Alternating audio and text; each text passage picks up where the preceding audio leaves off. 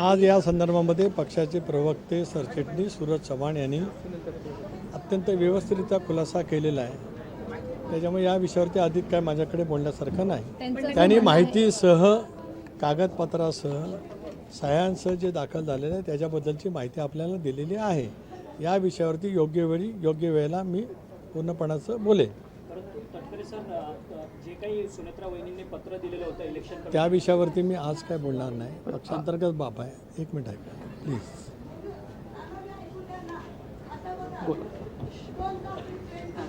वहिनी आमच्या पक्षाचे अध्यक्ष आहेत।